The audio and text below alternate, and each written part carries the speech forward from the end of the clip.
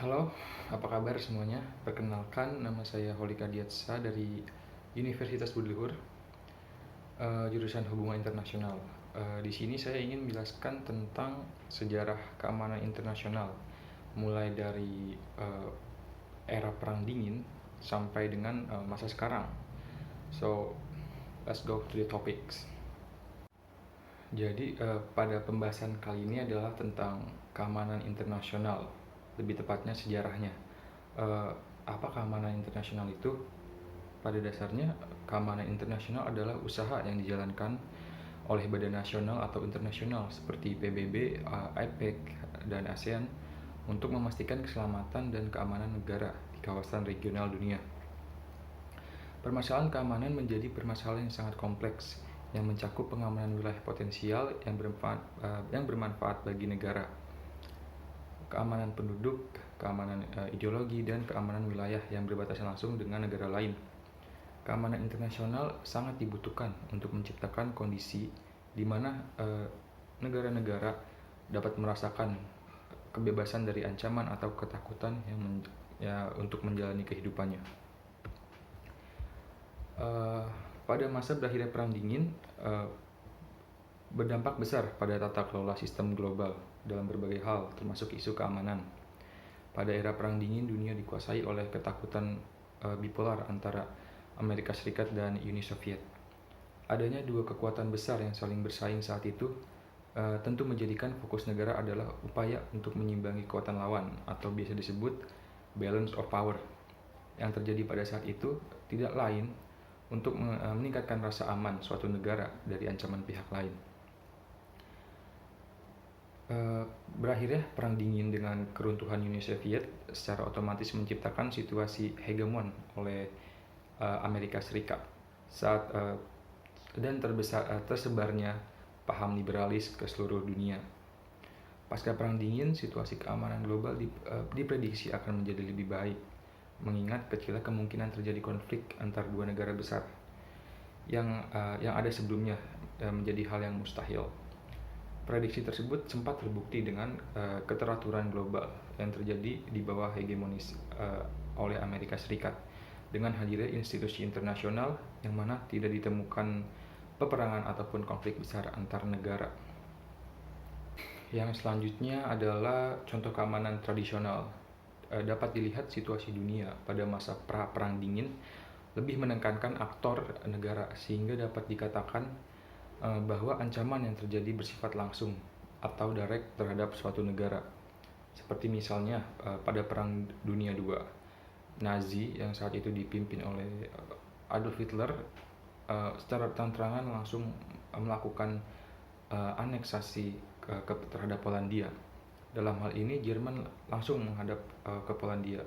Atau dalam contoh lain ada Jepang yang secara langsung menyerang pangkalan militer Amerika Serikat di Hawaii, yaitu Pearl Harbor. Contoh-contoh ini menunjukkan bahwa ancaman secara langsung dilakukan negara kepada negara. Pada masa sebelum Perang Dingin, negara yang kuat masih identik dengan negara yang militer kuat. Oleh karena itu, ancaman keamanan memiliki target yang jelas, yakni melumpuhkan militer negara. Bahkan pemikiran security dilemma sangat terasa di era Perang Dingin antara AS dan USSR, walaupun hingga saat ini juga masih sangat terasa kentalnya. Lalu seiring dengan berjalannya waktu, konsep keamanan ini pun berubah dari konsep tradisional menjadi konsep keamanan non-tradisional. Konsep keamanan ini dulu yang hanya sebatas aspek-aspek militer, kini telah mengalami perluasan kategori dan menyasar ke kategori-kategori non-militer yang biasa disebut non-traditional security atau NTS atau keamanan non-tradisional. Isu-isu yang terdapat dalam keamanan tradisional memiliki cakupan yang lebih luas dalam kategori yang berbeda dan terkadang memiliki keterkaitan antar satu dengan yang lainnya, seperti ancaman pada keamanan mengenai lingkungan hidup, pangan, ekonomi, energi, manusia, kemaritiman, dan lain-lain. Akhirnya, setelah selesai masa Perang Dunia, keamanan dan situasi damai pun datang. Setelah hampir kurang lebih 76 tahun tanpa adanya kita hidup tanpa adanya peperangan, eh, kini masalah yang harus dihadapi oleh dunia internasional terkait keamanan sudah berubah. Peristiwa 9/11 menjadi pembuka atau penanda besar yang membedakan keamanan internasional sebelum Perang Dingin dan pasca Perang Dingin. Aksi terorisme tersebut secara cepat mengubah sistem keamanan global, terutama pada Amerika Serikat. Serangan teroris tersebut menimbulkan respon keras Amerika Serikat yang mensuarakan war on terror pada seluruh negara di dunia karena menganggap terorisme sejak saat itu menjadi ancaman serius bagi ancaman global. Salah satu aksi awal Amerika Serikat untuk melawan terorisme dengan upaya diplomasi yang digunakan untuk menciptakan koalisi yang efektif guna melawan terorisme, termasuk melalui organisasi internasional seperti PBB maupun NATO. Kasus terorisme ini sudah menjadi nyata sekali, misalnya di Indonesia sendiri sudah banyak kasus terorisme yang terjadi seperti bom bunuh diri dan penyerangan langsung terhadap masyarakat. Terorisme secara tidak langsung juga mengancam pemahaman ideologi suatu bangsa. Misalnya ISIS yang membawa agama Islam sebagai pihak yang disalahkan, dan ketika suatu masyarakat memiliki pemahaman yang kurang tentang suatu agama, disinilah yang berbahaya sebenarnya, karena mereka para terorisme itu bisa mengarahkan ideologi yang salah dan menyusup ke suatu negara itu lewat ideologi penyebaran terorisme tersebut. Lalu yang menjadi isu penting dalam perkembangan keamanan internasional pada abad 21 adalah Weapon Mass Destructions atau WMD. Contohnya seperti nuklir dan senjata biological lainnya. Mungkin sudah ada beberapa peristiwa besar yang membuat kita sadar bahwa senjata pemusnah massal ini menjadi persoalan yang sangat serius bagi negara-negara di dunia. Ada beberapa contoh besar, contohnya bom atom Hiroshima Nagasaki yang dilakukan oleh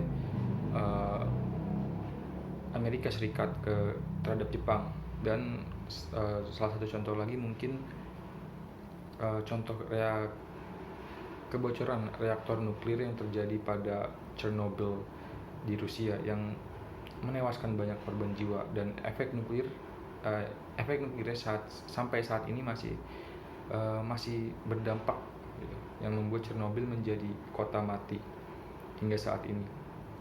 Ada beberapa negara yang diizinkan melegalkan senjata nuklir atau WMD ini dalam perjanjian internasional yang beberapa negara tersebut adalah Prancis, Rusia, Tiongkok, Inggris, dan Amerika Serikat. Sebenarnya pengembangan nuklir itu sudah tidak dibolehkan lagi di dunia, namun tentu dengan adanya aspek politik juga di mana masih ada saja negara yang mengembangkannya. Contohnya Korea Utara mungkin, atau rumornya Irak dan kawan-kawan.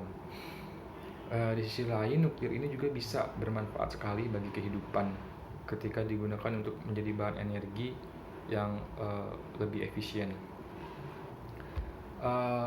Pada kesimpulannya, perkembangan sejarah atau keamanan internasional ini akan selalu berubah mengikuti zaman atau era baru pada kehidupan manusia.